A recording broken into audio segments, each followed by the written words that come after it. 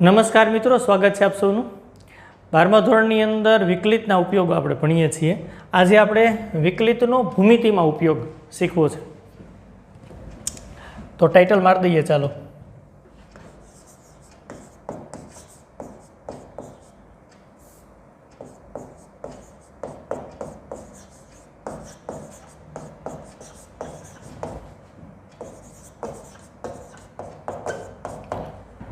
ભૂમિતિની અંદર વિકલિતનો ઉપયોગ શું થાય એની વાત આપણે આજે કરવી છે. તો આપણી પાસે કોઈ પણ એક વક્ર આપ્યું હોય આપણને y બરાબર f ઓફ x, વક્ર y બરાબર f ઓફ x છે. વક્ર પરનું બિંદુ P છે.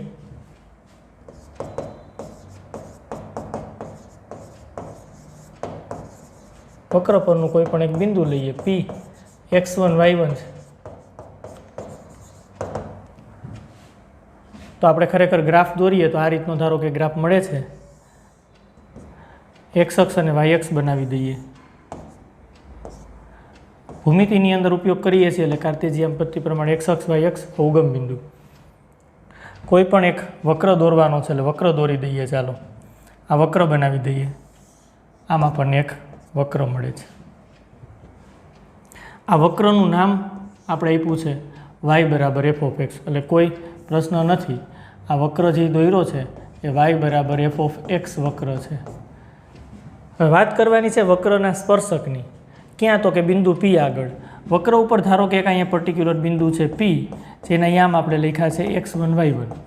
બિંદુ P આગળ સ્પર્શક દોરી શકાય તો દોરીએ. આપણે આ બિંદુ P આગળ આપણે સ્પર્શક બનાવીએ છીએ. આ રીતનું આપણે એક સ્પર્શક બનાવીએ છીએ. આ સ્પર્શક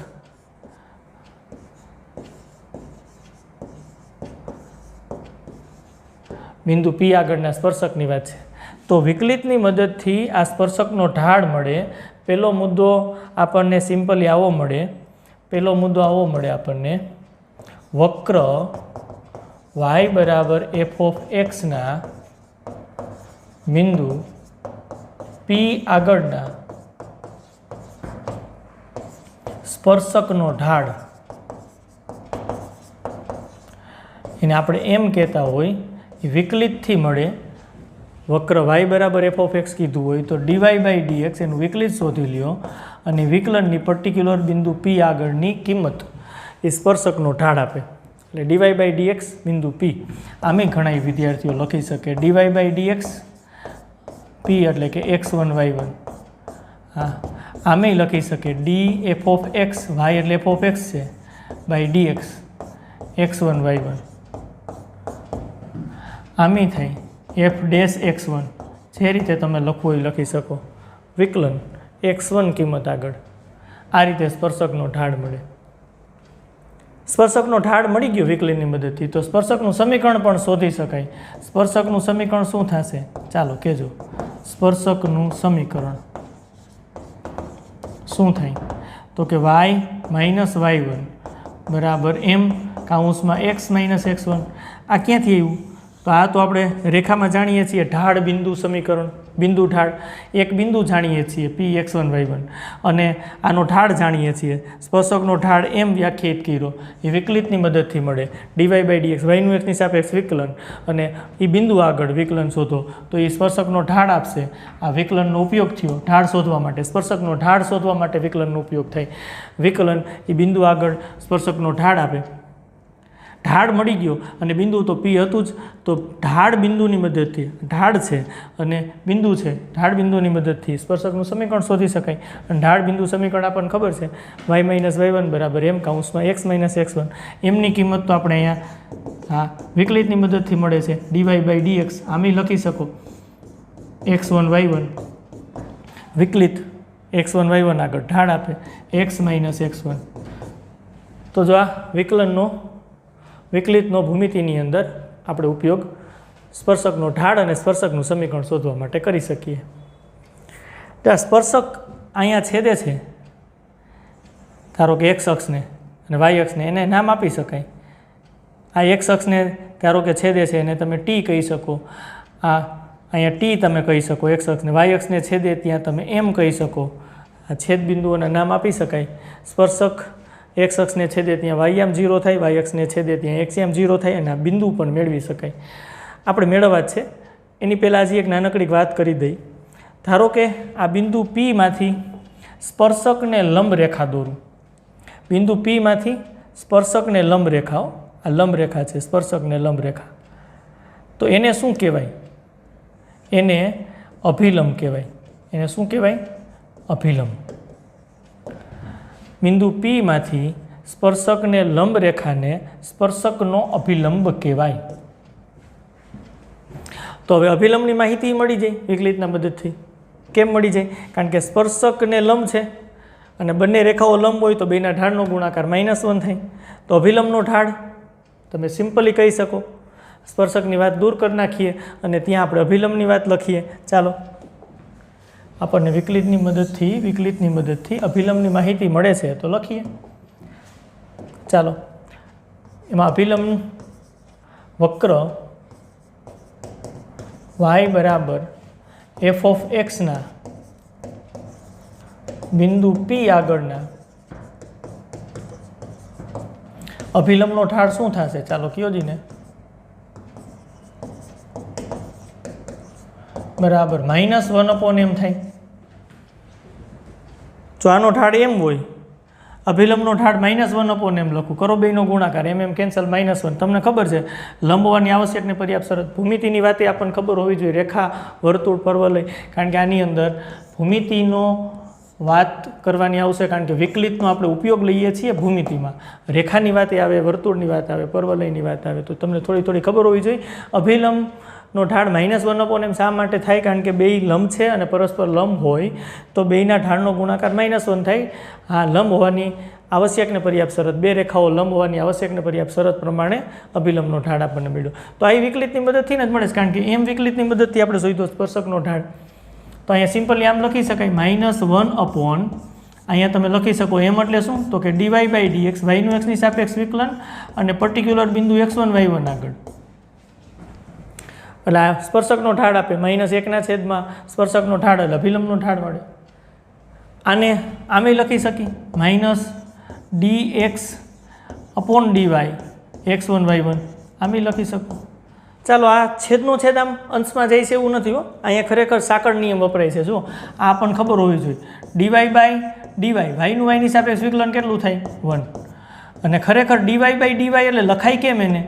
હા, આમ લખવું હોય તો લખી શકાય yનું પહેલાં xની સાપેક્ષ વિકલન અને વળી પાછું xનું yની સાપેક્ષ વિકલન, એટલે yનું yની સાપેક્ષ વિકલન થયું, x ઇન્ટરમીડિયેટ તરીકે રાખ્યા, બરાબર 1. dy/dy yનું yની સાપેક્ષ વિકલન એટલે 1 થાય છે. તો તમે અહીંયા સ્પષ્ટ લખી શકો dx/dy બરાબર શું થાય? તો કે 1/, dy/dx. આ સાંકળ નિયમ પ્રમાણે અને વિકલનના નિયમ પ્રમાણે આપણે આવું લખી શકીએ. જે અમારે સ્પષ્ટ આવું લખવું પડે, not equal to 0. Not equal to 0 તો સ્પષ્ટ લખવું જ પડે. તો ઇક્વલ ટુ 0 થાય તો 1/0 એટલે અવ્યાખ્યાયિત થાય. આ રીતની વાત છે. તો અભિલંબનો ઢાળ મળી ગયો. તો અભિલંબનો ઢાળ મળી ગયો હોય તો અભિલંબનું સમીકરણ ચાલો કયો. અભિલંબનું સમીકરણ આ બિંદુ આગળ જ અભિલંબનું સમીકરણ શું થાય? એમાંય ઢાળ બિંદુ અભિલંબનો ઢાળ છે. આ અભિલંબનો ઢાળ આપણને મળે છે -1/m. અભિલંબનો ઢાળ છે -1/m અને બિંદુ આર્યું પીમાંથી પસાર થાય છે. ચાલો લખાવો y-y1 બરાબર ઢાળ એટલે -1/m અભિલંબનો ઢાળ લખવાનો થાય અને x - x1 ઢાળ બિંદુની મદદથી અભિલંબનું સમીકરણ મળે. y-y1 આ -1/m એટલે -dx/dy લખે તોય ચાલે. x1 y1 બિંદુ આગળ x - x1 આવી રીતની વાત છે. અભિલંબનું સમીકરણ થઈ ગયું. અહીંયા જ્યારે આ કન્ડિશન લખીને ત્યારે અમુક વિદ્યાર્થીઓની પ્રશ્ન થયો હોય ભાઈ 0 ક્યારે આવે? તો dy/dx 0 ક્યારે આવે? તો કે ઢાળ 0 હોય તો, કારણ કે સ્પર્શકનો ઢાળ એમ કહી છે ને એમ એટલે આવું કહી છે dy/dx પર્ટિક્યુલર બિંદુ P આગળ. હવે P આગળ ઢાળની કિંમત 0 આવે. ઢાળની કિંમત 0 આવે તો સ્પર્શક છે એ ક્ષમ ક્ષિતિજ બને. જો આ સમજવા માટેની વાત છે. સ્પર્શક છે એ ક્ષમ ક્ષિતિજ બને તો એનો અભિલંબ એને લંબ એટલે કે શિરોલંબ આવે. એટલે ઢાળ જો 0 થાય, સ્પર્શકનો ઢાળ 0 થાય તો સ્પર્શકનો ઢાળ 0 એનું અર્થઘટન કે આપણને સમક્ષિતિજ એક્સ અક્ષને સમાંતર સ્પર્શક મળે અને એનો અભિલંબ એક્સ અક્ષને લંબ થાય એટલે કે શિરોલંબ થાય અને એનો ઢાળ અવ્યાખ્યાયિત હોય. એનો ઢાળ કેવો હોય? અવ્યાખ્યાયિત. એમની કિંમત 0 આવે તો -1/0 અવ્યાખ્યાયિત, અભિલંબનો ઢાળ અવ્યાખ્યાયિત એટલે શિરોલંબ અભિલંબ મળે. ક્લિયર? આ ભૂમિતિની વાત છે, સમજાય છે ને બધાને ભાઈ? હા, વાત કરવી છે, સિમ્પલ કરીએ. ચાલો, વાત આમ છે, ધારો કે તમે આ રીતનો વક્ર છે, આ રીતનો વક્ર છે, બરાબર છે? આ રીતનો વક્ર છે, આ એક્સ અક્ષ છે, ધારો કે એક અહીંયા વાય અક્ષ રાખી છે, આ વાય અક્ષ છે, આ વક્ર y બરાબર f(x) છે. પર્ટિક્યુલર બિંદુ ધારો કે P હું અહીંયા લઉં તો બિંદુ P આગળ સ્પર્શક દોરો તો સ્પર્શક તમને આવો મળશે. આ સ્પર્શકનો ઢાળ m એટલે કે dy/dx એ પર્ટિક્યુલર બિંદુ P આગળ એક્સ અક્ષને સમાંતર મળે. આનો ઢાળ 0 મળે કારણ કે એક્સ અક્ષને સમાંતર રેખા છે. શોધો તો હવે એનો ઢાળ 0 હોય તો તમે જોઈ શકો બિંદુ P માંથી જે રેખા પસાર થાય અને આને લંબ હોય એને જ અભિલંબ કહેવાય. આ સમજવા માટેની વાત છે, એને જ અભિલંબ કહેવાય. અને અભિલંબ છે એ શિરોલંબ રેખા થાય, શિરોલંબ, અને એનો ઢાળ કેટલો થાય? શિરોલંબ રેખાનો ઢાળ અવ્યાખ્યાયિત થાય, ઢાળ અવ્યાખ્યાયિત થાય. આવી રીતની વાત છે. અને ઢાળ અવ્યાખ્યાયિત હોય ત્યારે શિરોલંબ રેખા મળે, એનું સમીકરણ x બરાબર. ક્લિયર? આપણને બધી વાત રેખા ઉપરથી તો ખબર જ છે, એટલે નોટ ડાઉન કર્યા જેવી વાત છે. જો સ્પર્શકનો ઢાળ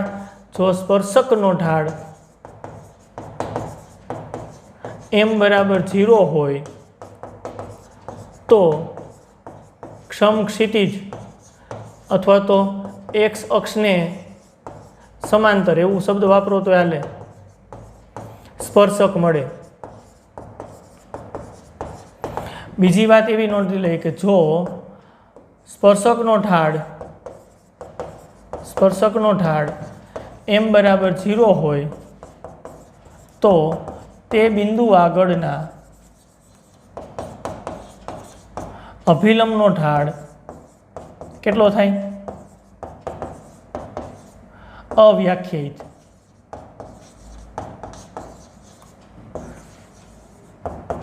અને તેથી અભિલંબ કેવો મળે? તેથી અભિલંબ શિરોલંબ એટલે કે એક્સ અક્ષને લંબ, અભિલંબ શિરોલંબ એક્સ અક્ષને લંબ મળે. આ સ્પર્શકની વાત અને અભિલંબની વાત. એટલે હવે આખું કન્ક્લુઝન થઈ ગયું. ચાલો પાછું એક વખત આની વાત કરી દઈએ, રિવિઝન કરી દઈએ કે શું વાત છે. તો કે આપણી પાસે એક વક્ર છે y બરાબર f(x). હવે f(x) વક્ર પરના પર્ટિક્યુલર બિંદુ P આગળની વાત છે. બિંદુ P આગળ આવી રીતના આપણને સ્પર્શક એક મળે. હવે આ સ્પર્શકનો ઢાળ વિકલિતની મદદથી શોધી શકાય, dy/dx બિંદુ P આગળ. એટલે આપણને આ ઢાળ મળી જશે. બિંદુ તો છે જ, ઢાળ બિંદુથી સ્પર્શકનું સમીકરણ શોધી શકાય. બિંદુ P આગળ સ્પર્શકને લંબ રેખા તમે લ્યો તો એને અભિલંબ કહેવાય. અને એના ઢાળની વાત કરવી હોય તો અભિલંબ સ્પર્શકને લંબ છે તો લંબ હોવાની આવશ્યક ને પર્યાપ્ત શરતની વાત છે. બે રેખાઓ લંબ હોવાની આવશ્યક ને પર્યાપ્ત શરત શું થાય? તો કે બેનો ગુણાકાર -1 થવો જોઈએ. તો અહીંયા ઢાળ m હોય તો આનો ઢાળ -1/m થાય. બેનો ગુણાકાર કરો, -1 આવી જાય છે. આનો ઢાળ મળી ગયો, પાછું બિંદુ P માંથી તો પસાર થાય છે. ઢાળ બિંદુથી અભિલંબનું સમીકરણ પણ શોધી શકાય. ક્લિયર? સ્પેશિયલી કેસની વાત છે. સ્પેશિયલી કેસ કયો આવે છે? તો અહીંયા આપણે ચર્ચા કરી કે જો સ્પર્શકનો ઢાળ 0 આવે તો સ્પર્શક સમક્ષિતિજ મળે અને P બિંદુમાંથી એને લંબ રેખા દોરો તો શિરોલંબ રેખા મળે, એને આપણે અભિલંબ કહીએ છીએ. તો જો સ્પર્શક સમક્ષિતિજ મળે તો એનો અભિલંબ શિરોલંબ થાય. આનાથી ઉલટી હજી એક વાત આપણે કરવી હોય તો કરી શકાય કે જો વક્ર તમને આ રીતે મળે છે, બિંદુ P અહીંયા છે, આવી રીતની એક્સ અક્ષ અને વાય અક્ષ આપણે દોરેલી છે, આ એક્સ અક્ષ અને વાય અક્ષ આવી રીતની દોરેલી છે, આ એક્સ અક્ષ છે, આ વાય અક્ષ છે, આ બિંદુ P આગળ મારે સ્પર્શક દોરવો હોય તો તમે કેમ દોરી શકશો? આ બિંદુ P આગળ આવી રીતના તમે આ સ્પર્શક દોરી શકશો. જો બિંદુ P માંથી પસાર થતી રેખા વક્રને એક અને માત્ર એક બિંદુ P માં છેદે છે, એટલે આ બિંદુ P આગળનો સ્પર્શક છે. અહીં સ્પર્શકનો ઢાળ m ક્લિયરલી અવ્યાખ્યાયિત દેખાય છે. હા, દેખાય છે આપણને ભાઈ, કારણ કે શિરોલંબ છે. અને તેથી આપણે એવું કહી શકીએ કે આ સ્પર્શક છે ને એ શિરોલંબ સ્પર્શક આપણને મળે છે, તો તેને સંગત અભિલંબની વાત મારે કરવી હોય તો બિંદુ પીમાંથી પસાર થતી રેખા સ્પર્શકને લંબ રેખા દોરવી પડે કે જે એક્સ અક્ષને સમાંતર આવે, અને આ ક્ષમક્ષિતિજ રેખા થાય, ક્ષમક્ષિતિજ રેખા થાય, અને જેને આપણે અભિલંબ કહીએ છીએ. તો ક્લિયર ખબર પડે છે કે અભિલંબ આપણને ક્ષમક્ષિતિજ મળે છે. સ્પેશિયલી કેસ આ બીજી બે મુદ્દા મેં લખ્યા છે, એવા જ અહીંયા બે મુદ્દાની ચર્ચા કરી શકાય. પહેલો મુદ્દો કે એમ સ્પર્શકનો ઢાળ અવ્યાખ્યાયિત હોય તો સ્પર્શક તમને મળશે એ શિરોલંબ મળશે, એને સંગત અભિલંબની વાત કરવાની થશે તો એનો ઢાળ 0 થશે, આનો ઢાળ 0 થશે, અભિલંબનો ઢાળ, કારણ કે તમે -1/m લખો છો અને એમ અવ્યાખ્યાયિત છે, છેદમાં અવ્યાખ્યાયિત, એટલે આ ટેન્સ ટુ 0 થાય એટલે આનો ઢાળ 0, એટલે કે તમને અભિલંબ ક્ષમક્ષિતિજ મળશે. હવે ક્લિયર વાત થઈ ગઈ. વિકલિતનો ઉપયોગ સ્પર્શકનો ઢાળ શોધવા માટે. સ્પર્શકનો ઢાળ મળી જાય એટલે અભિલંબનો ઢાળ મળી જાય, અને બિંદુ તો છે, ઢાળ બિંદુથી બેના સમીકરણ શોધી શકાય. અને આ સ્પેશિયલી કેસની વાત, એકનો ઢાળ 0 થાય તો બીજાનો અવ્યાખ્યાયિત, કારણ કે બંને પરસ્પર લંબ છે. ઓકે, આગળ વધીએ. ચાલો, હજી મુદ્દાની વાત આપણે કરવી છે. આપણે વિકલિતનો ભૂમિતિની અંદર ઉપયોગ, અને જે માહિતી મળી છે ને એ માહિતીની અંદર સ્પર્શકનું સમીકરણ, અભિલંબનું સમીકરણ, સ્પર્શકનો ઢાળ, અભિલંબનો ઢાળ, બસ એ વસ્તુ આપણે ડ્રો કરી નાખીએ અને ત્યાંથી મુદ્દો આગળ વધારીએ. ચાલો, તો સૌથી પહેલાં એક્સ અક્ષ વાય એક્સ ડ્રો કરવી જોશે, એટલે એક્સ અક્ષ વાય એક્સ બનાવીએ.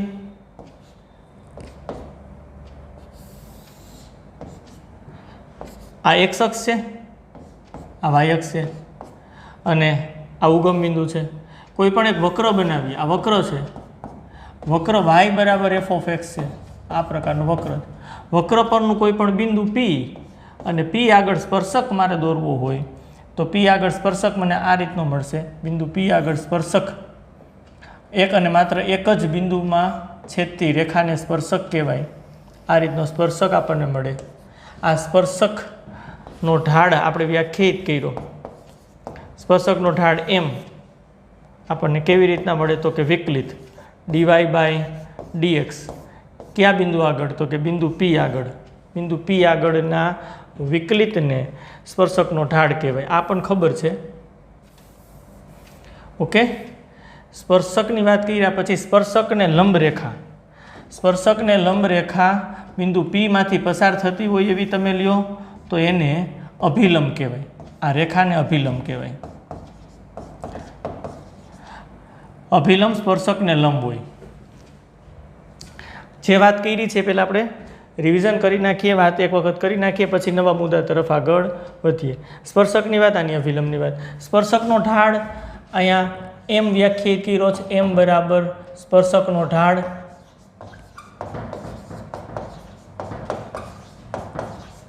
અને બરાબર વિકલિત dy/dx બિંદુ P આગળ. હા, dy/dx બિંદુ P એટલે x1 y1, x1 y1 બિંદુ આગળ. આ P ના યામ x1 y1 છે, બિંદુ P ના યામ x1 y1 છે. સ્પર્શકનો ઢાળ એમ વ્યાખ્યાયિત કરી નાખ્યો છે, એટલે આનો ઢાળ એમ છે. તો અભિલંબનો ઢાળ અહીં ક્લિયરલી આપણને ખબર પડે. અભિલંબનો ઢાળ શું થાય? અભિલંબનો ઢાળ -1/m થાય, કારણ કે આ બેયનો ગુણાકાર. સ્પર્શક અભિલંબને લંબ છે. અભિલંબ અને સ્પર્શક આ બે રેખા વચ્ચેનો ખૂણો 90 અંશનો બને, જેનું અર્થઘટન બેયના ઢાળનો ગુણાકાર -1 થાય. બે રેખા લંબ હોવાની આવશ્યક ને પર્યાપ્ત શરતની વાત છે અહીં. એટલે આનો ઢાળ એમ હોય તો એના વ્યસ્તનું વિરોધી, એટલે -1/m થાય, કારણ કે બંનેનો ગુણાકાર કરો -1 આવવું જોઈએ. ક્લિયર. હવે સ્પર્શકનું સમીકરણ જો ઢાળ આ હોય તો સ્પર્શકનું સમીકરણ અહીંયા મળે છે એ લખીએ આપણે. તો સ્પર્શકનું સમીકરણ થશે, સ્પર્શકનું સમીકરણ આપણને મળે. સ્પર્શકનું સમીકરણ શું મળે? ચાલો, તો બિંદુ છે, P બિંદુ છે રેખા ઉપર, સ્પર્શક ઉપર P બિંદુ છે, અને એનો ઢાળ વ્યાખ્યાયિત કર્યો આપણે એમ. તો સ્પર્શકનું સમીકરણ ઢાળ બિંદુથી y-y1 બરાબર m કૌંસમાં x - x1 થાય. આવું થાય.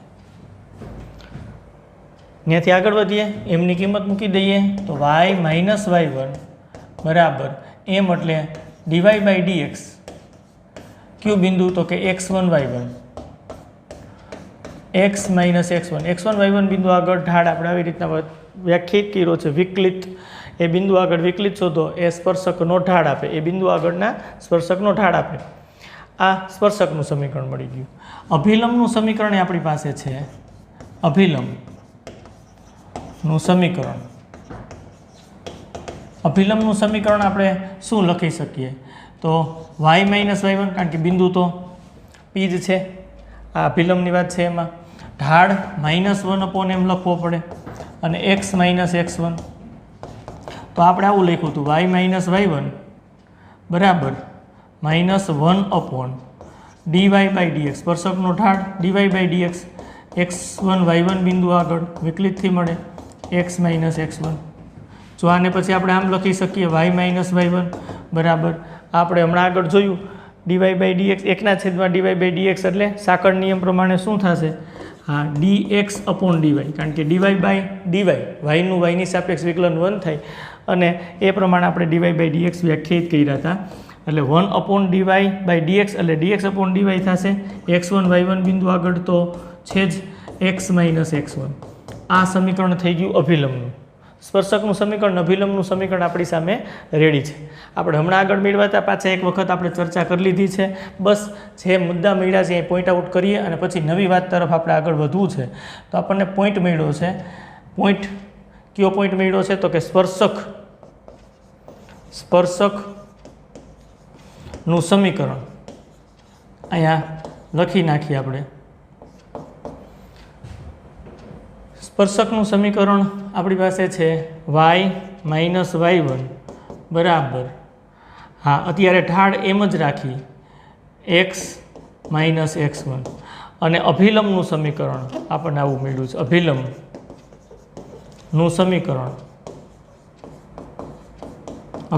સમીકરણ છે y માઇનસ y1 બરાબર -1/m x માઇનસ x1.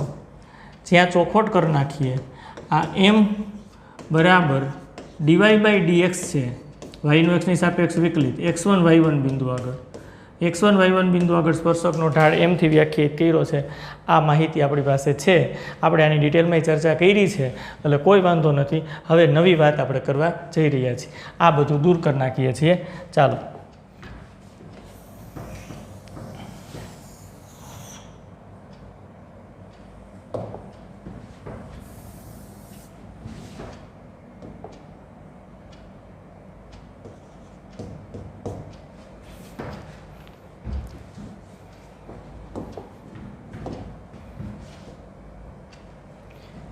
તો ચાલો હવે મારે આ સ્પર્શક છે ને એ એક્સ અક્ષને છેદે ને એ છેદ બિંદુ શોધવું છે. ધારો કે ટી બિંદુમાં છેદે છે, તો અહીંયા આપણે સ્પષ્ટ લખી શકીએ સ્પર્શક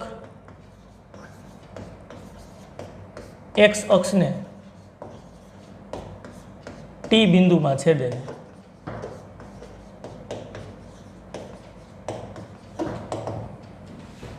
છેદે ત્યાં એટલે કે ટીનો વાયમ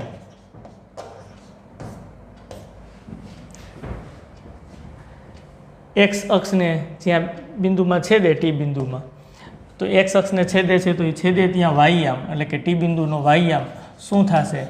0 થશે. ટી બિંદુનો વાયમ, કારણ કે ટી બિંદુ એ છેદે છે. હવે તમને ખબર છે એક્સ અક્ષ પરનું કોઈ પણ બિંદુ હોય તો એનો વાયમ 0 હોય, તો એક્સ અક્ષને ટી બિંદુમાં છેદે અને છેદે ત્યાં વાયમ 0 થાય એટલે બિંદુ ટીનો વાયમ 0 થાય.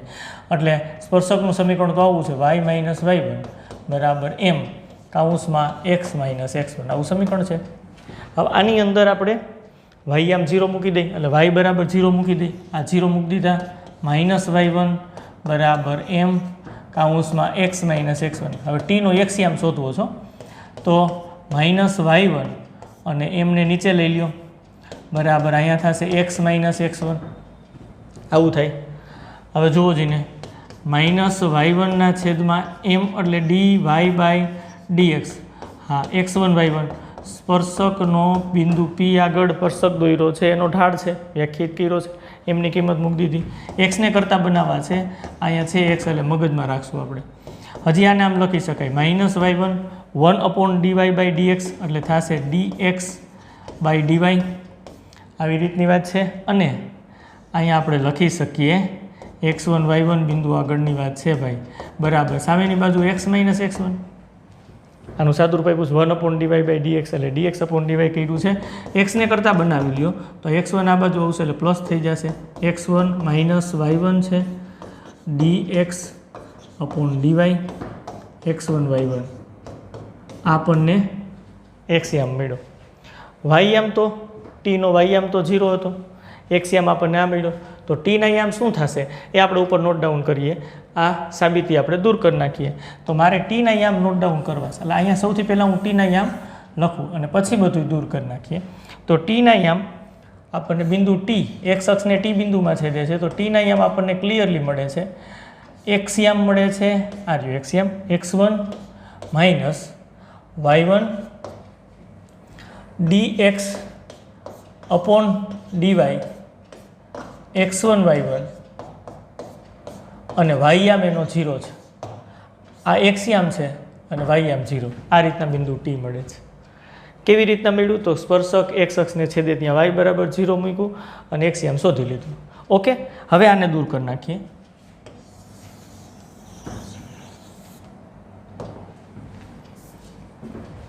હવે એ જ રીતે સ્પર્શક વાય અક્ષને છેદે, સ્પર્શક વાય અક્ષને છેદે ત્યાં આપણે બિંદુનું નામ આપી દઈએ. સ્પર્શક વાય અક્ષને છેદે ત્યાં ધારો કે એને બિંદુનું નામ આપી દઈએ એમ. તો એ પણ શોધીએ. સ્પર્શક વાય અક્ષને બિંદુ એમમાં છેદે છે અને છેદે ત્યાં વાય અક્ષને છેદે ત્યાં એક્સયામ 0 થાય. સ્પર્શકનું સમીકરણ તો આપણી પાસે હતું જ, વાય માઇનસ y1 બરાબર એમ કાઉન્સમાં x માઇનસ x1. એક્સની જગ્યાએ 0 મૂકી દે એટલે વાયયામ મળશે. વાય માઇનસ y1 બરાબર એમ, એક્સની જગ્યાએ 0 મૂકી દો માઇનસ x1. હવે વાય માઇનસ y1 બરાબર માઇનસ એમ x1 આવું થાય ગુણાકાર. વાયને કરતાં બનાવી લ્યું, આ બાજુ જશે વાય બરાબર y1 માઇનસ આને x1 ગુણ્યા એમ પણ લખી શકાય, એમ x1ને. એમની કિંમત, એમ તો સ્પર્શકનો ઢાળ છે, સ્પર્શકનો ઢાળ આપણે વ્યાખ્યાયિત કર્યો છે વિકલિતથી બિંદુ પી આગળના સ્પર્શકનો ઢાળ, એટલે અહીંયા આપણે x1 y1 લખશું. આ રીતની વાત છે. તો વાયયામ મળી ગયો. એક્સયામ તો 0 હતો જ, તો બિંદુ એમ શું થશે? એનો એક્સયામ 0 અને વાયયામ આવ્યો. બિંદુ એમ લખી નાખીએ. સાબિતી તો આપણે આપી, આવી રીતના મળે. બિંદુ એમ લખી નાખીએ. અહીંયા આપણને જે બિંદુ જોઈએ છે મળી ગયું છે, નો પ્રોબ્લેમ. ચાલો બિંદુ એમ લખી નાખીએ. ચાલો એમ, એનો એક્સયામ 0 મળ્યો અને વાયયામ, કારણ કે વાય અક્ષ પરનું બિંદુ છે, વાય અક્ષને એમમાં છેદે છે એટલે એનો એક્સયામ 0 હશે. અને વાયયામ આવો મળ્યો y1 minus x1 dy/dx x1 y1. તો આ સિમ્પલ વાત છે. આવી રીતના ટી અને એમ બંને મળી ગયા. સાબિતી દૂર કરી દઈ, કારણ કે છેદે ત્યાં આપણે એક્સયામ 0 મૂકીને કામ કર્યું છે. ઓકે, તો આ બે બાબત આપણને મળી જાય ને એટલે એક વસ્તુ તો ક્લિયર થઈ જાય કે આ સ્પર્શક એક્સ અક્ષને ટી બિંદુમાં છેદે છે અને વાય અક્ષને એમ બિંદુમાં છેદે છે. બરાબર, નો પ્રોબ્લેમ. તો સ્પર્શકનો એક્સ અંતખંડ શું થાય? સ્પર્શકનો એક્સ અંતખંડ, હા, રેખા ચેપ્ટરની અંદર આપણે ભણ્યા છીએ અંતખંડ કેવી રીતના મળે. જો કોઈ પણ સ્પર્શક એક્સ અક્ષને a0માં છેદે તો એને, હા, એ સ્પર્શક અથવા તો એ રેખાનો એક્સ અંતખંડ કહેવાય. સિમ્પલ વ્યાખ્યા આવી હતી ને ભાઈ. જો આ રીતના એક્સ અક્ષ છે, આ રીતના વાય અક્ષ છે. બરાબર, હવે એક્સ અંતખંડ અને વાય અંતખંડની વ્યાખ્યા આપણે કેમ રેખામાં જોઈ હતી? ધારો કે પર્ટિક્યુલર કોઈ પણ એક રેખા દોરી આ એલ. હવે એલ રેખા દોરી એક્સ અક્ષને ધારો કે એ બિંદુમાં એટલે કે a0માં છેદે તો આ રેખાનો એક્સ અંતખંડ એ કહેવાય, એક્સ અંતખંડ એ કહેવાય. અને આ રેખા ધારો કે વાય અક્ષને બી બિંદુમાં છેદે 0b તો એનો વાય અંતખંડ, હા, તમને ખબર છે વાય અંતખંડ શું કહેવાય? તો કે બી કહેવાય. આ એ બી ધન ઋણ હોઈ શકે. મેં તો એક જ ચરણની અંદર ઉદાહરણ લઈ અને તમને અંતખંડ બતાવ્યા છે. સિમ્પલની વાત છે. રેખા એક્સ અક્ષને જે બિંદુમાં છેદે એ બિંદુના એક્સ યામને એનો અંતખંડ કહેવાય. હવે આપણે અહીંયા એક્સ અંતખંડ મેળવવો છે તો ખૂબ સહેલી વાત છે, કારણ કે રેખા એક્સ અક્ષને ક્યાં છેદે છે તમને ખબર છે. એક્સ અક્ષને ક્યાં છેદે છે તો કે ટી બિંદુમાં. એક્સ અક્ષને ટી બિંદુમાં છેદે છે તો ટી બિંદુનો એક્સ યામ અહીં આપણી સામે છે, તો એ સ્પર્શકનું એક્સ અંતખંડ થાય x1 - y1 અને dx/dy x1 y1. આટલું ક્લિયર અને સહેલી વાત છે. બીજો મુદ્દો એ મળશે સ્પર્શકનો વાય અંતખંડ. હા, આ સ્પર્શક છે એ વાય અક્ષને કયા બિંદુમાં છેદે છે ભાઈ? વાય અક્ષને એમ બિંદુમાં છેદે છે. વાય અક્ષને જો એમ બિંદુમાં છેદતા હોય તો એના વાયયામને, કારણ કે જો હમણાં આપણે ઉદાહરણ લીધું હતું કે રેખા છે એ વાય અક્ષને બી બિંદુમાં છેદે તો બીના યામ મેં લખ્યા હતા 0 b અને બીને રેખાનો વાય અંતખંડ કહેવાય. એમ આને આ વાયયામ જે મળે છે એને વાય અંતખંડ કહેવાય. y1 - x1 અને અહીંયા આવશે dy/dx. ક્લિયર? x1 y1 આવી રીતની વાત છે. એટલે સ્પર્શકનો એક અંતખંડ મળી ગયો, સ્પર્શકનો વાય અંતખંડ મળી ગયો. અને જો યાદ રાખવું છે ને ખૂબ સહેલું, આપણે સિસ્ટમેટિક સાબિતી પ્રમાણે તો બધું મેળવું. કેવી રીતના આવે? સ્પર્શક એક્સ અક્ષને છેદે ત્યાં વાય બરાબર 0, વાય અક્ષને છેદે ત્યાં એક્સ બરાબર 0, એક્સ યામ વાય યામ, પછી અંતખંડ આપણને મળ્યા. પણ એક્સ અંતખંડ યાદ રાખવું હોય તો એક્સથી શરૂઆત થાય એટલે x1 લખીએ છીએ. સ્પર્શકનો વાય અંતખંડ વાયથી શરૂઆત થાય એટલે y1. જો લખતા આવડી જાય. સ્પર્શકનો એક્સ અંતખંડ એટલે તમે પહેલાં x1 લખશો, સ્પર્શકનો વાય અંતખંડ લખવાની વાત હોય તો y1 લખશો. જેવું x1 લખ્યું એટલે અહીંયા એના પછીની વાત આવે y1, અહીંયા y1 લખો તો એના પછીની વાત આવે x1. વચ્ચે નિશાની બેયમાં માઇનસ છે. આ ટ્રીક આપણે યાદ રાખવાની. દર વખતે થોડુંક પછી દાખલાની અંદર એક્સ અંતખંડ આપણને માગ્યો હોય તો એના માટે સાબિત કરાય છે. ડાયરેક્ટ આપણને એક્સ અંતખંડ સ્પર્શકનો શું થઈ આ ખબર હોવી જોઈએ, સ્પર્શકનો વાય અંતખંડ શું થઈ આપણને ખબર હોવી જોઈએ. એટલા માટે આપણે થોડુંક લોજિક વાપરી અને કેવી રીતના એક્સ અંતખંડ બને છે, વાય અંતખંડ કેવી રીતના બને છે એના વિશે વાત કરીએ છીએ. એક્સ અંતખંડ તો x1, વાય અંતખંડ તો y1. x1 લખ્યું છે તો અહીંયા y1 આવશે, y1 લખ્યું છે તો અહીંયા x1 આવશે. ગુણાકારમાં જુઓ, અહીં વચ્ચે માઇનસ નિશાની છે તો આનાથી બાકી રહેતા ચલની વાત ઉલટી વાત આવશે. અહીંયા y છે તો xનું yની સાપેક્ષ વિકલન કરવું પડે, dx/dy. x1 y1 બિંદુ આગળની વાત છે. તો x છે તો એના પછીનો ચલ કયો બાકી રહ્યો તો કે y, તો yનું xની સાપેક્ષ વિકલન થશે dy/dx.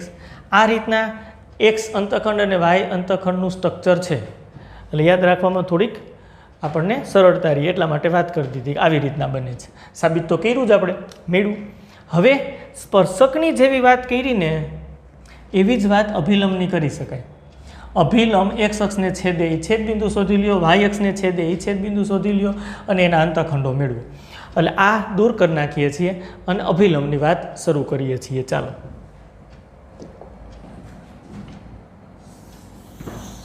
તો ચાલો અભિલંબ છે ને એ એક્સ અક્ષને ધારો કે અહીં એક બિંદુ આપણે નામ આપી દઈ.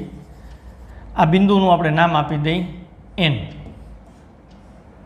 એક્સ અક્ષને એનમાં છેદે છે અને હજી આ અભિલંબને આપણે જો આમ લંબાવીએ તો વાય અક્ષને અહીંયા છેદે છે, એને નામ આપી દઈ r. હવે n અને r બિંદુ આપણે શોધવા છે. તો અભિલંબ અહીંયા આપણે ગણતરી કરીએ. અભિલંબ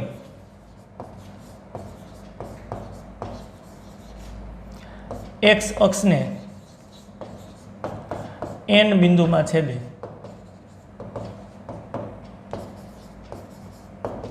ત્યાં વાયયામ 0 થાય. બિંદુ nનો વાયયામ 0, કારણ કે એક્સ અક્ષને છેદે છે. અભિલંબનું સમીકરણ y - y1 બરાબર -1/m x - x1 આવું છે. અભિલંબનું સમીકરણ આપણે અહીં લખ્યું છે y - y1 -1/m x - x1 છે. y તો yની કિંમત તો 0 લેવાની છે. y1 -1/m કાઉન્સમાં x - x1 આવું આપણે લખશું. ક્લિયર? હવે આ એમને સામે લઈ લઈએ, માઇનસ બે બાજુથી દૂર થઈ જશે, my1 થઈ જશે અહીંયા બરાબર x - x1. તો ચાલો કયો જીને આ એક્સને કરતાં બનાવો, x1 આ બાજુ આવશે એટલે પ્લસ થઈ જશે, પ્લસ my1. ચાલો, તો x બરાબર આપણે લખી શકીએ x1 પ્લસ y1m આમ લખી શકીએ. ચાલો, તો x બરાબર x1 પ્લસ y1 અને ઢાળ છે સ્પર્શકનો બિંદુ P આગળનો વિકલિતથી મળે, x1 y1 બિંદુ આગળના વિકલિતથી ઢાળ મળે. ઢાળ એમ વ્યાખ્યાયિત કર્યો છે. આ x એમ મળી ગયો, y એમ તો 0 છે, તો n બિંદુના યામ મળી ગયા. આ દૂર કરીને n બિંદુના યામ લખી નાખીએ. ચાલો આપણે અહીંયા n બિંદુના યામ લખવા છે. ચાલો n બિંદુના યામ લખીએ. x યામ મળે છે x1 plus y1 dy by dx. હા, x1 y1 અને y યામ 0 કારણ કે x અક્ષ પરનું બિંદુ છે. આ n ના યામ મળી ગયા. r ના યામ પણ શોધીએ આપણે. ચાલો આ દૂર કરી નાખીએ. અભિલંબ y અક્ષને r બિંદુમાં છેદે છે. અભિલંબ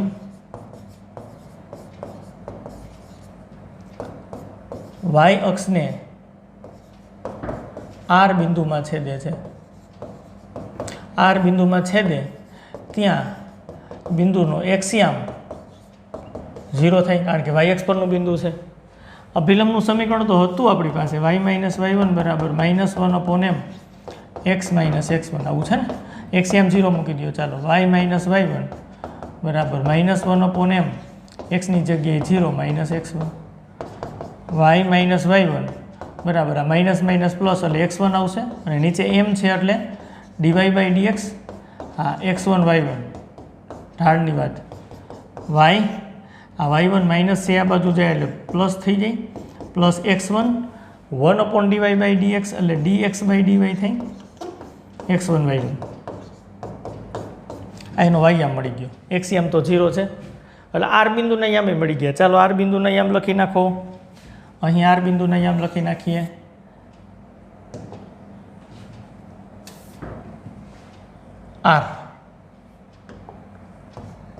r બિંદુના યામ થશે x યામ 0 છે અને y યામ આવે છે y1 પ્લસ x1 અને અહીંયા છે dx upon dy x1 y1. નો પ્રોબ્લેમ. ચાલો ક્લિયર. આ દૂર કરી નાખીએ.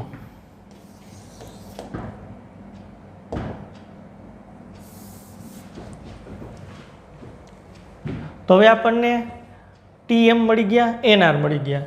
તો અભિલંબનો x અંતખંડ મળે. અભિલંબનો x અંતખંડ.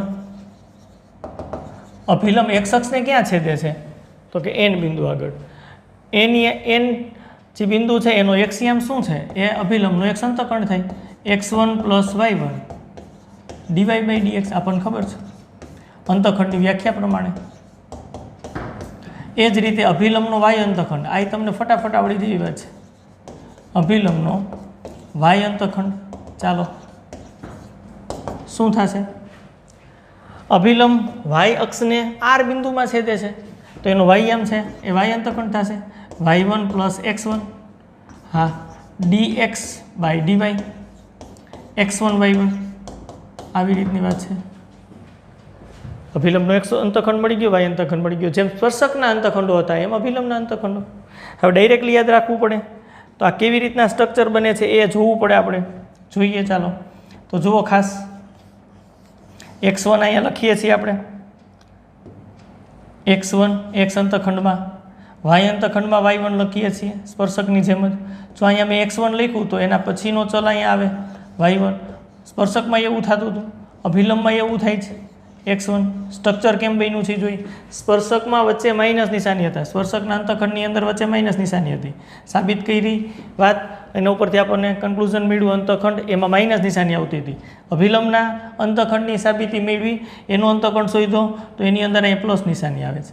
એટલે હવે મગજમાં ખાસ રાખજો, સ્પર્શક માટે વચ્ચે માઇનસ નિશાની, અભિલંબ માટે પ્લસ નિશાની. બાકી સરખું સ્ટ્રક્ચર. x1 હોય તો અહીંયા y1 હોય તો x1, કારણ કે અંતખંડની શરૂઆત એ ચલથી કરશું આપણે. જો હવે અહીં પ્લસ નિશાની છે ને તો અહીંયા y ચલ છે ને તો y થી જ શરૂઆત થશે, બદલશે નહીં. y છે તો dy બાય dx, તો x છે તો dx બાય dy બદલશે નહીં. ક્લિયર. એટલે આ રીતે અભિલંબના અંતખંડ યાદ રાખી શકાય. સ્પર્શક માટે વચ્ચે માઇનસ નિશાની અને અહીં y હોય તો x થી શરૂઆત થાય, બદલે અભિલંબ માટે પ્લસ નિશાની અને વાયથી જ પાછી શરૂઆત થઈ, વાય હોય તો વાયથી જ શરૂઆત થઈ, એક્સ હોય તો એક્સથી જ શરૂઆત થઈ. આવી રીતના આપણે યાદ રાખી શકાય અભિલંબના અંતખંડો. ઓકે, હજી એક નાનકડા મુદ્દાની વાત કરવી છે, આ દૂર કરી નાખીએ અને આગળ વધીએ. ચાલો હવે વાત એ કરવી છે કે આ બિંદુ P માંથી મારે આમ લંબ દોરવો છે.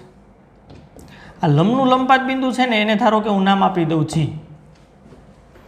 તો જીના અહીંયા શું થશે, ક્લિયર ખબર પડે. આ લંબ છે, શિરોલંબ રેખા, એના એક્સિયમ બધા એના સરખા હોય તો આનો એક્સિયમ x1 છે તો આનો એક્સિયમ x1 આવે. આ જી છે એ x અક્ષ પરનું બિંદુ છે એટલે વાય આમ તો 0 જ થશે. આ ટી થી જી સુધીનું અંતર શું થાય, ચાલો કોઈ કહેશે? ટી થી જી સુધીનું અંતર શોધવું જ મારે. ટી થી જી સુધીનું અંતર છે ને એ શોધવું છે. હા, સ્પર્શક x અક્ષને ટીમાં છેદે છે અને આ લંબ દોર્યું. આ લંબ પાદ બિંદુ મેં જી લીધું છે, ટી થી જી સુધીનું અંતર.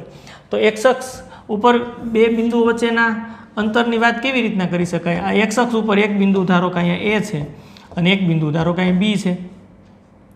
આના યામ x1 0 છે અને આના યામ ધારો કે x2 0 છે. મારે AB વચ્ચેનું ડિસ્ટન્સ જોઈ છે, અંતર જોઈ છે. આ ઉદાહરણ સ્વરૂપે આમ રજૂ કરવું હોય તો આમ કરી શકાય રજૂ. ધારો કે મારી અહીંયા 2 0 યામ છે અને આના યામ ધારો કે 7 0 છે. તો આ AB વચ્ચેનું અંતર કેટલું થાય તમે તરત જ કહેશો, બહુ ટૂંકમાં 5. તમને કેમ ખબર પડી? કારણ કે તમે 7માંથી 2 બાદ કર્યા, 7 - 2 એટલે 5 આવે છે. અને ખરેખર એવું જ થાય ને, અંતર સૂત્ર લગાડો લાવવું થાય 7 - 2 સ્ક્વેર માઇનસ 0 - 0 સ્ક્વેર અંતર સૂત્ર, એટલે 7માંથી 2 બાદ કરો, 5 સ્ક્વેર 25, આ તો 0 25નું વર્ગમૂળ એટલે 5. એટલે આપણને ક્લિયરલી ખબર પડે મોટામાંથી નાનો એક્સિયમ બાદ થાય એટલે આ બે બિંદુ વચ્ચેનું અંતર મળે. આ બે બિંદુ વચ્ચેનું અંતર એટલે x2 - x1 થાય, મોટામાંથી નાનું બાદ. આમ જાય એમ કિંમત મોટી થતી જાય x અક્ષ ઉપર. ઓકે, બસ આ કોન્સેપ્ટ ભૂમિતિનો છે ને એ અહીંયા વાપરવો છે આપણે. ટી થી જી સુધીનું અંતર શોધવું છે. ચાલો એટલે આ દૂર કરી નાખીએ.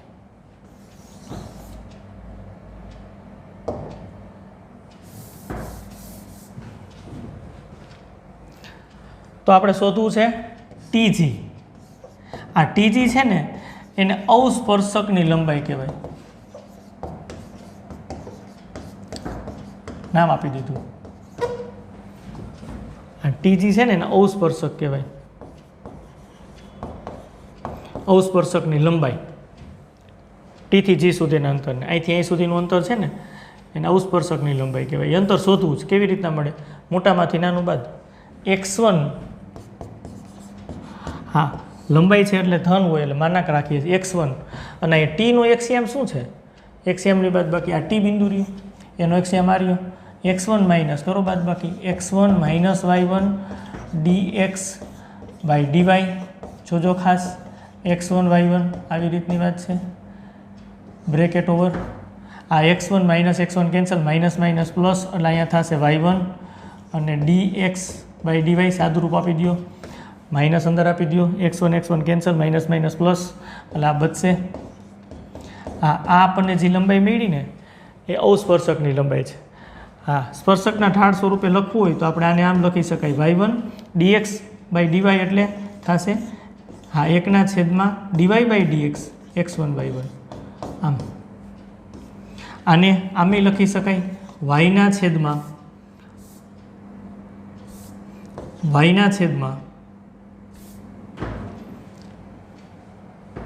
આને આમે લખી શકાય y/dy/dx. કયા બિંદુ આગળ? તો કે x1 y1 બિંદુ આગળ. આ ટીજી એટલે અવસ્પર્શકની લંબાઈ આપણને મળી y/dy/dx x1 y1. હવે સૂત્રાત્મક આપણે રજૂઆત છે એ હા અવસ્પર્શકની લંબાઈ એટલે આવડી જવું જોઈએ. સાબિતીની દર વખતે જરૂર નથી. કેમ આવ્યું એ આપણે અહીંયા કહી દીધું. થિયરિકલ પોર્શનની અત્યારે બધી વાત કરીએ છીએ, પછી જે સૂત્ર આપણને મળશે એનો આપણે દાખલાની અંદર ઉપયોગ કરશું અને વિકલિતના ઉપયોગોમાં આપણે આગળ વધશું. અત્યારે ભૂમિતિમાં જ્યાં જ્યાં વિકલન વપરાય છે એની બધી થિયરિકલ પોર્શનની વાત કરીએ છીએ. કેમ આવે બસ એ મેળવીએ છીએ. અવસ્પર્શકની લંબાઈનું સૂત્ર આ છે તો કેમ આવ્યું એ આપણે સાબિત કરીએ છીએ. સૂત્ર આવી ગયું. ઓકે, સાબિતી દૂર કરી નાખીએ, સૂત્ર લખી નાખીએ. ચાલો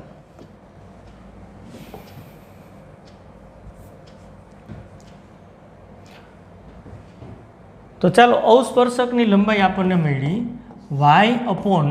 y/dy/dx માનાંકમાં પર્ટિક્યુલર બિંદુ x1 y1 આગળ. હજી એક g થી n સુધીના અંતરની વાત છે. બિંદુ n સુધીનું અંતર, g થી n સુધીનું અંતર, એટલે કે આ અંતરની વાત છે, આ અંતરની વાત છે, g થી n સુધીનું અંતર. આ g થી n સુધીનું અંતર છે ને, હા, એ અંતરને અવાભિલંબ કહેવાય. અવાભિલંબ એ અંતર છે એને શું આપણે કહેશું? અવાભિલંબ.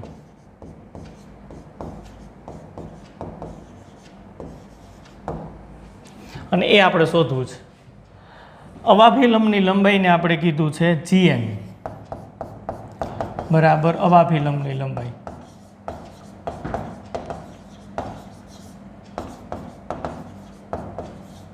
ચાલો, અવાભિલંબની લંબાઈ કેવી રીતના મળશે? n નો એક્સિયામ છે x1 plus y1 dy/dx x1 y1, મોટામાંથી નાનું બાદ x અક્ષ ઉપરના જ બિંદુઓ છે, માઇનસ આ n નો એક્સિયામ, એમાંથી g નો એક્સિયામ બાદ એ x1 છે, માઇનસ x1 કરો, આ x1 કટ, માનાંકની અંદર y1 dy/dx x1 y1 આવું આવે છે. હા, અવાભિલંબની લંબાઈનું સૂત્ર આવું થશે, y નું dy/dx સાથે ગુણાકાર, ને જે રિઝલ્ટ મળે એ પર્ટિક્યુલર બિંદુ x1 y1 આગળ. જો x1 y1 છે, y1 મૂકો છો, અહીંયા જે વિકલિત આવે છે એમાં x1 y1 મૂકો છો, તો એને આમ લખી શકાય y ગુણ્યા dy/dx જે કિંમત મળે એમાં પર્ટિક્યુલર બિંદુ x1 y1 મૂકવાનું. એટલે આ રીતના થાય. આમાં yના છેદમાં આવે છે, અહીં yના ગુણાકારમાં dy/dx આવે છે. અવસ્પર્શકની લંબાઈ અને અવાભિલંબની લંબાઈની વાત કરી દીધી. હવે સૂત્રાત્મક રજૂઆત આપણે મગજમાં રાખશું. અવસ્પર્શક એટલે y/dy/dx x1 y1 આગળ થાય, અને અવાભિલંબ એટલે y ગુણ્યા dy/dx x1 y1 આગળ આપણને મળે. એટલે આ ભૂમિતિમાં ઉપયોગની બધી વાત આપણે કરી. સ્પર્શક, અભિલંબ, x અક્ષ સાથેના છેદબિંદુ, y અક્ષ સાથેના છેદબિંદુ, અને સાથે સાથે અવસ્પર્શક અને અવાભિલંબની પણ વાત આપણે કરી. ટોટલી આપણે બધી વાત કરી દીધી. હજી બે વક્રો વચ્ચેના ખૂણાની વાત આપણે કરવી છે, તો એ વાત કરીએ. ચાલો, બે વક્રો આપ્યા હોય તો એની વચ્ચેનો ખૂણો આપણે કેવી રીતના શોધી શકીએ? તો સૌથી પહેલાં આપણે બે વક્ર દોરવા પડશે અને એના વચ્ચેના ખૂણાની વાત આપણે કરવી પડશે. તો બે વક્રો પહેલાં બનાવીએ. ચાલો, આ x અક્ષ છે, આ y અક્ષ છે, આ ઉગમ બિંદુ છે. એક વક્ર તમને આ રીતનો મળે છે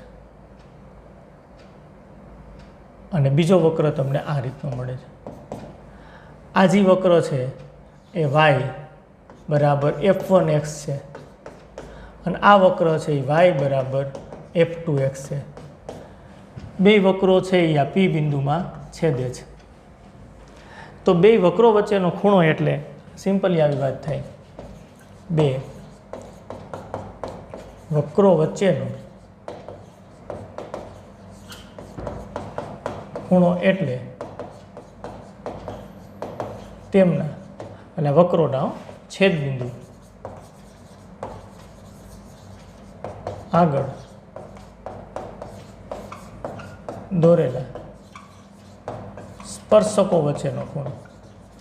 આવી સિમ્પલ વાત છે.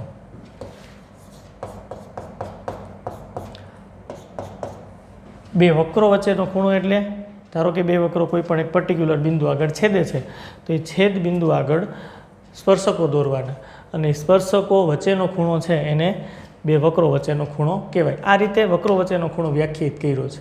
તો મારી પાસે અહીં બે વક્રો તો છે જ, P બિંદુમાં છેદે છે, તો બિંદુ P આગળ સ્પર્શકો દોરો, તો બિંદુ P આગળ આ પેલું વક્ર y બરાબર f1x છે ને એને સંગત આપણને સ્પર્શક આ મળે છે.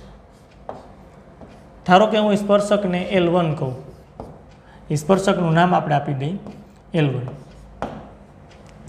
તો અહીંયા સ્પર્શકનો ઢાળ મને મળી જાય, સ્પર્શકનો ઢાળ L1 સ્પર્શકનો ઢાળ બિંદુ P આગળ વક્ર y બરાબર f1x જે વક્ર છે એના ઉપર બિંદુ P આવેલું છે, અને પીમાંથી આપણે વક્ર અને સ્પર્શક દોર્યો છે તેનો ઢાળ વિકલિતની મદદથી મળે. એના ઢાળને હું m1 કહું તો કેમ મળે? dy/dx આ મળે. કયા બિંદુ આગળ? તો કે બિંદુ P આગળ. Pના યામ નક્કી કરી નાખીએ. ધારો કે એના યામ x1 y1 છે, કાંઈ વાંધો નથી, ગમે યામ રાખી શકાય. એટલે અહીંયા આપણે રાખીએ x1 y1. આમે થશે d/dx. y એટલે f1x છે, x1 y1. અને આમ પણ ઘણા વિદ્યાર્થીઓ લખી શકે f1-x1. આ ઢાળ m1 થયો. પહેલા વક્રના P બિંદુ આગળના સ્પર્શકનો ઢાળ. હવે આમાં શું કીધું છે? બે વક્રો વચ્ચેનો ખૂણો એટલે તેમના છેદ બિંદુ આગળ દોરેલા સ્પર્શકો વચ્ચેનો ખૂણો. એટલે બિંદુ P આગળ આ બીજું વક્ર છે y = f2x. હા, એનો સ્પર્શક કંઈ મળે. જોજો ખાસ, આ બીજું વક્ર છે y = f2x. એના ઉપર એ બિંદુ P આવેલું છે, કારણ કે P બેયનું છેદ બિંદુ છે. તો આ એના આગળ સ્પર્શક દોર્યો. બીજા વક્રના બિંદુ P આગળનો સ્પર્શક, એને ધારો કે હું L2 કહું, તો આપણને અહીંયા L2નો ઢાળ મળશે. L2 સ્પર્શકનો ઢાળ બીજા વક્રની વાત છે, એને m2 કહું. એ વિકલિતથી મળે dy/dx x1 y1. જો બે સમાન વક્ર નથી, ખાસ જોજો. d/dx આ y = f2x છે, નવું વિધેય છે. હા, x1 y1. એને તમારે દર્શાવવું હોય તો તમે આમે દર્શાવી શકો f2-x1 m2. ચાલો હવે તમે કહી શકો. જો આ પહેલા વક્ર માટે વક્ર 1, આ બીજા વક્ર માટે વક્ર 2. પહેલા વક્ર માટે સ્પર્શકનો ઢાળ, બીજા વક્ર માટે સ્પર્શકનો ઢાળ, કારણ કે બિંદુ P બેયનું છેદ બિંદુ છે.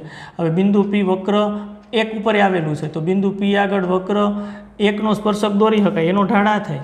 બિંદુ P આગળ આ વક્ર બીજો છે f2x વક્ર છે, એનો સ્પર્શક મળે L2 અને એનો ઢાળ શોધી શકાય. હવે બે સ્પર્શકો વચ્ચેનો ખૂણો, તો આ બે રેખા વચ્ચેનો ખૂણો એ રેખા ચેપ્ટરની અંદર વ્યાખ્યાયિત કરી દીધો છે આપણે. બે રેખા વચ્ચેનો ખૂણો એટલે ધારો કે કોઈ બે રેખા છેદે છે પર્ટિક્યુલર બિંદુ આગળ, તો આવી રીતના અભિકોણની બે જોડ મળે. એમાંથી લઘુકોણ અભિકોણના માપને બે રેખા વચ્ચેનો ખૂણો કહેવાય.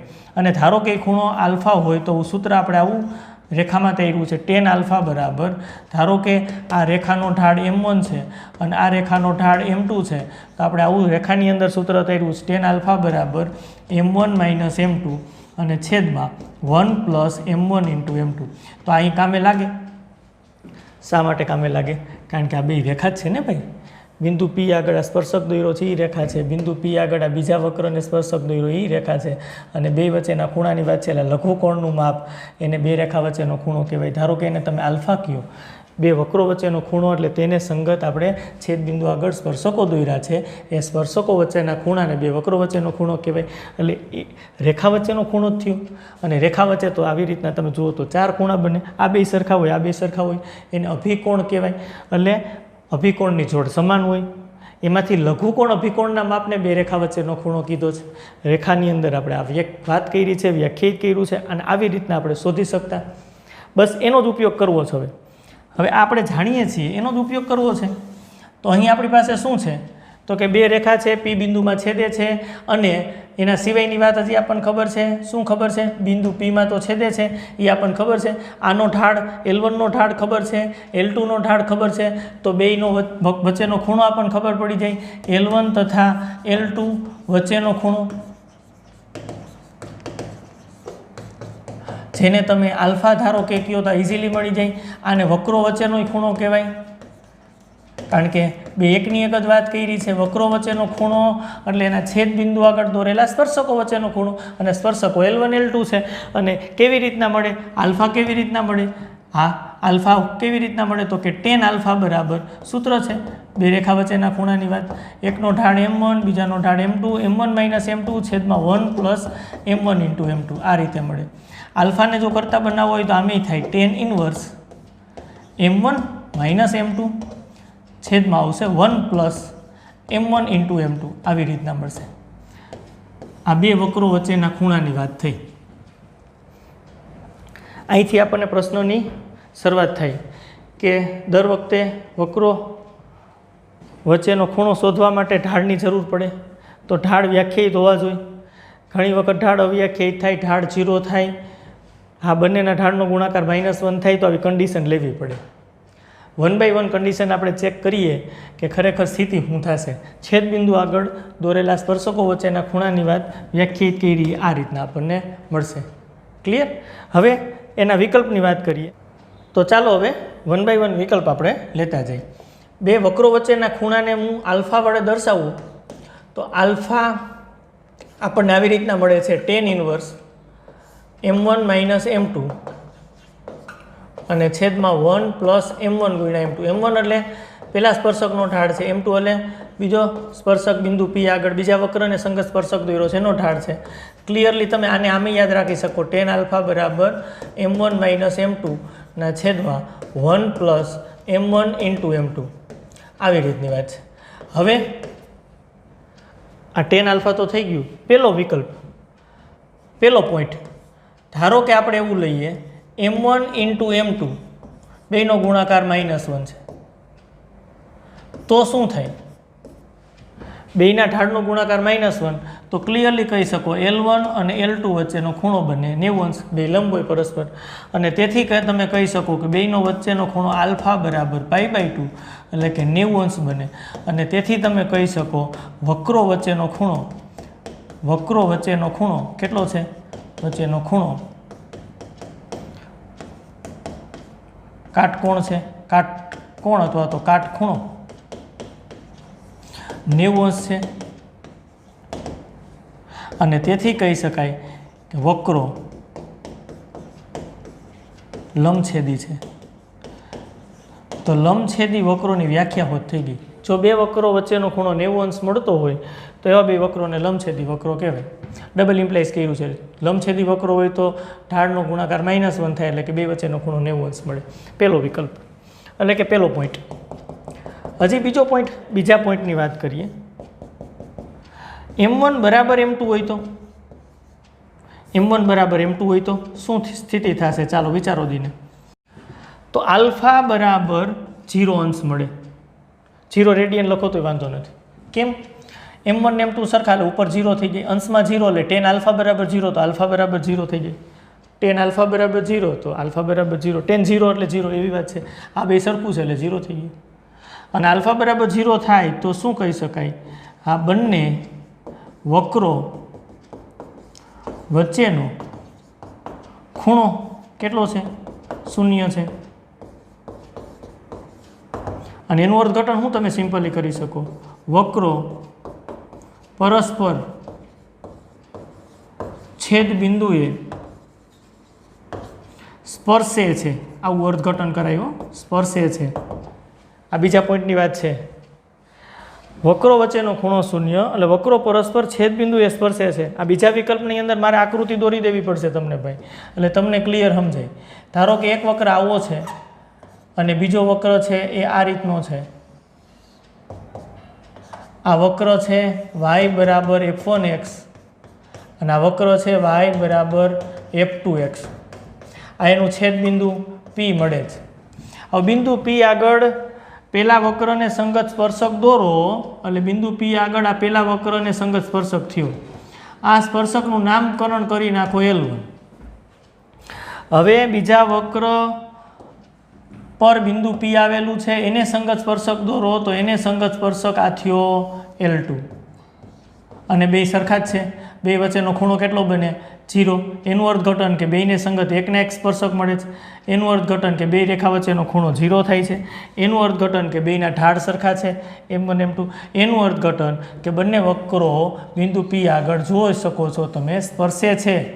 હા, સ્પર્શે છે એટલે કે એક અને માત્ર એક જ બિંદુમાં છેદે છે. આવી રીતની આકૃતિની રચના થશે અને L1 બરાબર L2 આમાં મળશે બીજા વિકલ્પમાં.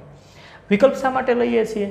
હા, એક વખત થિયરીની અંદર બધી જ જો આપણે વાત કરી નાખીએ તો તમારા માટે દાખલા ખૂબ સહેલા થઈ જાય અને કોઈ પણ કોન્સેપ્ટ આધારિત દાખલો થોડોક ટ્વિસ્ટ કરે તો એ તમે વિચારી શકો, કારણ કે સીધા વક્રના ઢાળની વાત તો આપણે કરી નાખી, આ સૂત્ર દ્વારા મળે છે, પણ એમાં સ્પેશિયલી કેસની પણ વાત આપણે કરીએ છીએ કે તમને હવે કન્ક્લુઝન નીકળી જાય, જો ઢાળનો ગુણાકાર -1 હોય ને તો બે વક્રો વચ્ચેનો ખૂણો 90 અંશ મળે, લંબછેદી કહેવાય. અને જો બે ઢાળ સરખા હોય તો આપણને બિંદુ P છેદ બિંદુ તો એક જ છે, એકના એક જ સ્પર્શક મળે, એનું અર્થઘટન બે વચ્ચેનો ખૂણો 0 અને વક્રો સ્પર્શે છે એવું કહી શકાય. હવે તમને કન્ડિશન આપી હોય કે વક્રો પરસ્પર સ્પર્શે છે તો તમને ખબર પડી જાય કે એના છેદ બિંદુ આગળ વક્રો વચ્ચેનો ખૂણો 0 થાય, એકના એક જ સ્પર્શક મળતા હોય, આવી રીતની વાત છે.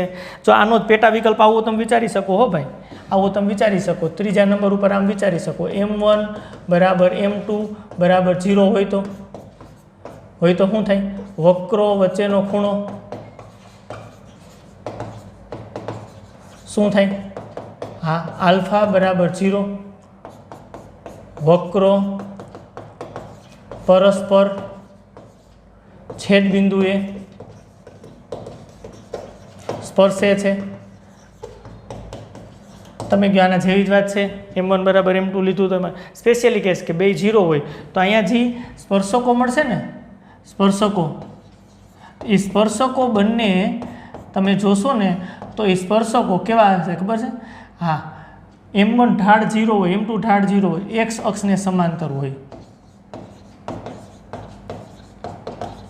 x અક્ષને સમાંતર એટલે સમક્ષિતિજ. તો ત્રીજા પોઈન્ટની આકૃતિ મારે દોરવી હોય ને તો એ આવી મળે. આપણે બધી ડિટેલમાં ચર્ચા કરવા માગીએ છીએ ભાઈ. જો આવી મળે, આ વક્ર y બરાબર f1x ધારો કે રાખું અને આ વક્ર y બરાબર f2x રાખું. ચાલો, આ P બિંદુએ બંને વક્રો છેદે છે. P બિંદુ આગળ પહેલા વક્રને સંગત બિંદુ P આગળ સ્પર્શક આ થાય L1. હા, બીજા વક્ર પરનું બિંદુ P છે તો બિંદુ P આગળ એનો સ્પર્શક આ મળે. L1 ને L2 તમે જોઈ શકો છો સમક્ષિતિજ છે, કારણ કે બેયનો ઢાળ M1 બરાબર M2 બરાબર 0 છે, તો એ કહી શકાય કે આ બંને વક્રો સ્પર્શે છે. હવે જે આના ઉપરથી એક વાત કરી શકાય, ચોથા નંબરની વાત. હા, શું? M1 અવ્યાખ્યાયિત,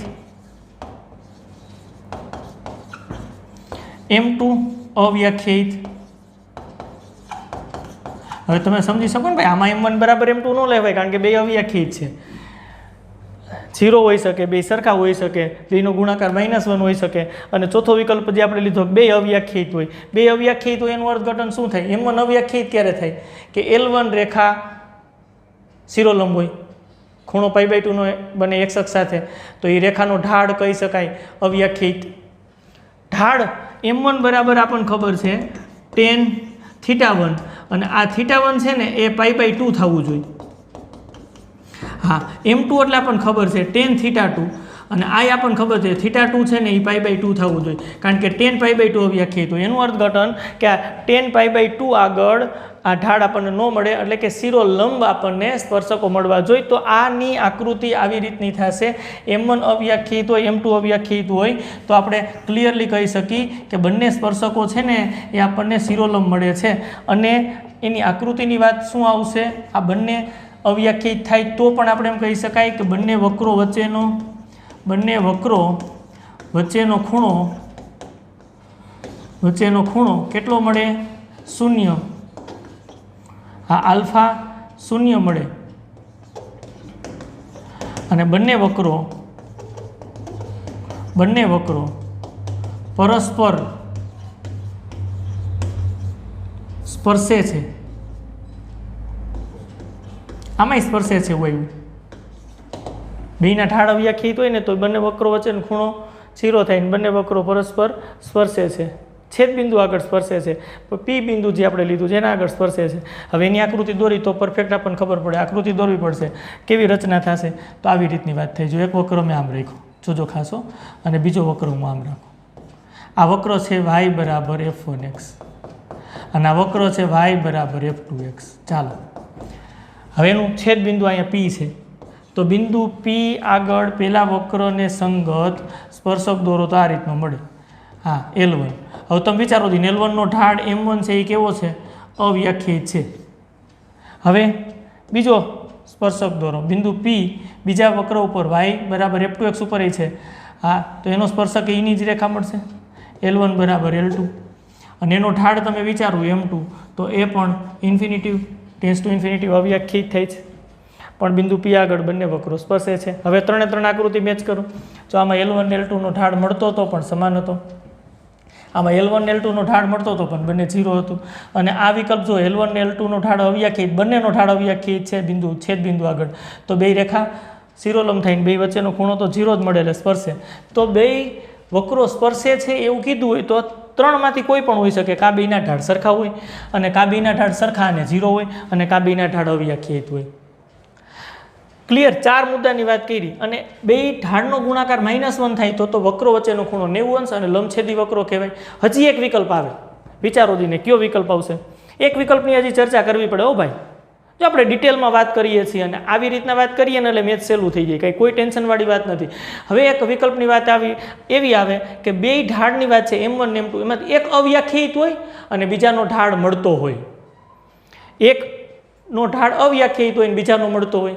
જો બે અવ્યાખ્યાયિત હોય એની વાત કરી, બે વ્યાખ્યાયિત હોય અને સરખા હોય એની વાત કરી. હા, બે જુદા જુદા હોય તો ખૂણો શોધી શકાય, બે જુદા જુદા હોય તો ખૂણો શોધી શકાય, તો આ સૂત્ર પ્રમાણે કોઈ વાંધો નથી. અને બેનો ગુણાકાર -1 હોય તો લંબછેદી થાય. બે અવ્યાખ્યાયિત હોય એની વાત કરી. હવે એક જ વિકલ્પ 5મા નંબરનો પોઈન્ટ બાકી છે કે બે ઢાળ છે M1 M2, એમાંથી એક અવ્યાખ્યાયિત થઈને એકનો આપણને ઢાળ મળતો હોય તો બે રેખા વચ્ચેનો ખૂણો, બે સ્પર્શકો વચ્ચેનો ખૂણો, એટલે કે બે વક્રો વચ્ચેનો ખૂણો કેવી રીતના વ્યાખ્યાયિત કરી શકાય અને શું મળે.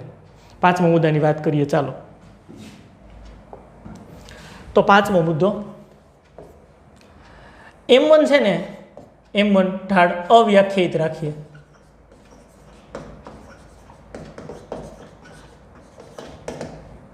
તથા M2 છે એનો ઢાળ, M2 નો ઢાળ મળે છે, M2 નો ઢાળ વ્યાખ્યાયિત છે. એક અવ્યાખ્યાયિત છે ને એક વ્યાખ્યાયિત છે. ધારો કે M2 બરાબર M ઢાળ એટલે કે tan થીટા કહું, તો આ થીટા એટલે શું છે? હા, L2 સ્પર્શકે, કારણ કે L1 સ્પર્શક તમે લ્યો, પેલો સ્પર્શક પેલા વક્રને સંગત સ્પર્શક લ્યો, એનો ઢાળ તમે અવ્યાખ્યાયિત રાખ્યો છે, અને બીજો સ્પર્શક L2 એનો ઢાળ તમે M2 રાખ્યો છે, વ્યાખ્યાયિત છે. L2 સ્પર્શકે x અક્ષની ધન દિશામાં બનાવેલ ખૂણો,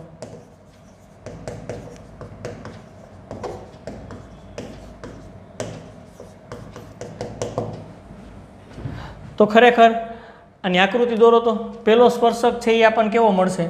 હા, હવે તમને ક્લિયર થઈ ગઈ. વક્ર નથી દોરતો, M1 છે, L1 સ્પર્શક તમને અવ્યાખ્યાયિત આવે છે, L1 સ્પર્શકનો ઢાળ અવ્યાખ્યાયિત આવે છે, એટલે L1 છે એ તમને ક્લિયરલી ખબર પડે કે તમને L1 છે એ આ રીતની શિરોલંબ રેખા મળવી જોઈએ. શિરોલંબ રેખા દોરી દો. શિરોલંબ રેખા મળે છે, આ L1 છે, આ સ્પર્શક છેદબિંદુ આગળ, અને L2 નો સ્પર્શક છે એનો ઢાળ આપણને આપ્યો છે M, બે રેખા વચ્ચેનો ખૂણો લેવાનો છે. આ એક સ્પર્શક, હજી બીજો સ્પર્શક L2 દોરો. હા, L2 તમે દોરશો તો એના માટેની ખાસ વાત છે, એનો ઢાળ મળે છે એ x અક્ષની ધન દિશામાં બનાવેલ ખૂણો, હા એ થીટા છે, કારણ કે તો જ tan થીટા એટલે કે ઢાળ M થાય. તો L2 હું દોરું છું, ધારો કે L2 હું આવી રીતના દોરું છું.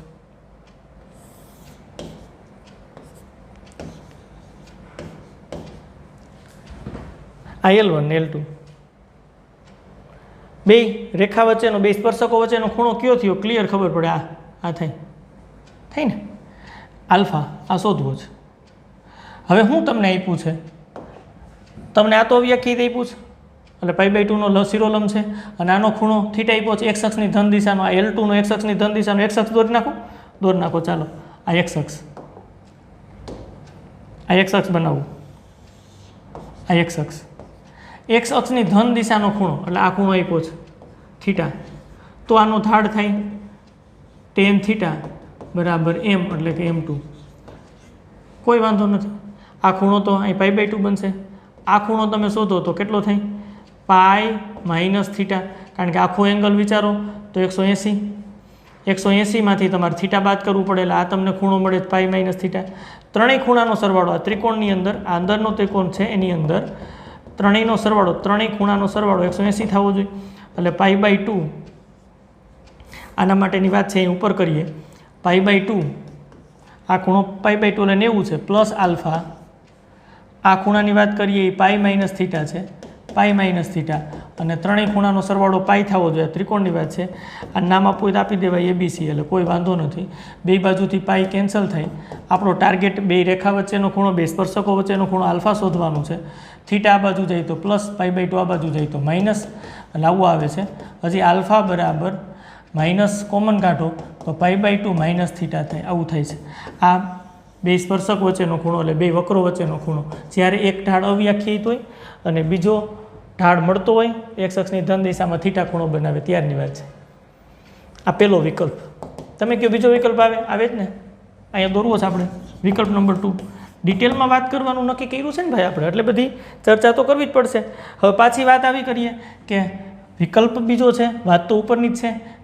L1 શિરોલંબ કારણ કે એનો ઢાળ અવ્યાખ્યાયિત છે હા શિરોલંબ રેખાનો ઢાળ અવ્યાખ્યાયિત હોય આપણે શું ભણીએ છીએ અત્યારે વિકલિતના ભૂમિતિમાં ઉપયોગ અને કઈ કઈ બાબત આવે એક તો વિકલિત આવે એટલે ચેપ્ટર વિકલન આપણને આવડવું જોઈએ ભૂમિતિ આપણને આવડવું જોઈએ અને બંનેનું કોમ્બિનેશન થાય એટલે વિકલિતના ઉપયોગો થાય એટલે ભૂમિતિની વાત એ રેખા વર્તુળ પરવલય ઉપવલય બધી આપણને ખબર હોવી જોઈએ સામે વિકલનની પણ આપણને ખબર હોવી જોઈએ તો પછી ઉપયોગ એનો ભૂમિતિની અંદર કરી શકશું વિકલનનો ઉપયોગ આ અત્યારે L1 છે અને એનો ઢાળ અવ્યાખ્યાયિત છે હા કારણ કે શિરોલંબ રેખા મેં દોરી છે હવે આ રેખા મેં L2 આમ દોરી હતી ને એની જગ્યાએ હું આમ દોર નાખું આમે હોઈ શકે ભાઈ ઢાળ તો આવી રીતના મળે છે એની જગ્યાએ આમે મળે તો બે રેખા વચ્ચેનો ખૂણો લઘુકોણ એટલે આલ્ફા થાય એક્સ અક્ષ બનાવી નાખીએ ચાલો એક્સ અક્ષ બનાવી નાખીએ આમ એક્સ અક્ષ બનાવી નાખીએ આ એક્સ અક્ષ ધારો કે હોય તો એક્સ અક્ષની ધન દિશાનો ખૂણો થીટા આપણને કીધું છે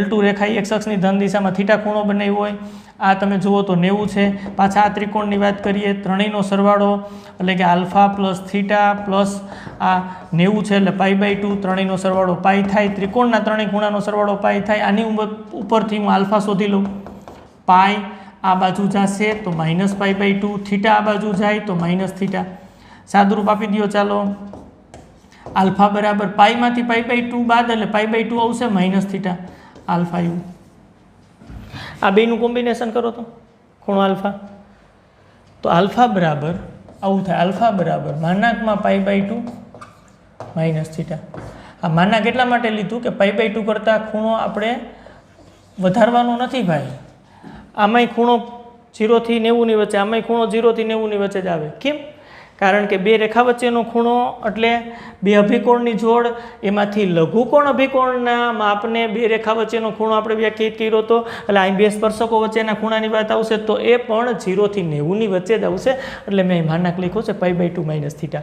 એટલે π/2 માંથી ખૂણો તમે ગમે એ બાદ કરો તો એ 0 અને 90 ની વચ્ચે મળે ઓમે જો અહીં પ્લસ આવે છે અહીંયા માઇનસ આવે છે એટલે પ્લસ ઓર માઇનસ લખી શકાય અને એને આપણે આમ લખી શકાય આ જોયું છે રેખાની અંદર જોયું છે આ સૂત્ર બે રેખા વચ્ચેનો ખૂણો આલ્ફા બરાબર π/2 -θ ક્યારે થાય તો કે એક ઢાળ અવ્યાખ્યાયિત હોય અને બીજો ઢાળ મળતો હોય એક્સ અક્ષની ધન દિશામાં થીટા ખૂણો બનાવે ને ત્યારે આ થાય રેખામાં સેમ સાબિતી આપી હતી એવી જ આની અંદર છે હવે બધી જ વાત પૂરી થઈ ગઈ 5 મુદ્દાની વાત પૂરી થઈ ગઈ બેયના ઢાળ મળતા હોય તો સીધું જ સૂત્ર લગાડાય હા કયું સૂત્ર લગાડાય આલ્ફા બરાબર tan ઇન્વર્સ આ સૂત્ર લગાડાય m1 - m2 અને છેદમાં 1 + m1 × m2 આ સૂત્ર લગાડાય બેયના ઢાળ મળતા હોય તો બે રેખા વચ્ચેનો બે સ્પર્શક વચ્ચેનો એટલે કે બે વક્રો વચ્ચેનો ખૂણો મળી જાય કારણ કે બે વક્રો વચ્ચેનો ખૂણો એટલે એના છેદ બિંદુ આગળ દોરેલા સ્પર્શકો વચ્ચેનો ખૂણો થાય ઢાળ મળે છે તો સીધું જ આ સૂત્ર એવું બને કે એકનો ઢાળ નથી મળતો ને એકનો ઢાળ મળે છે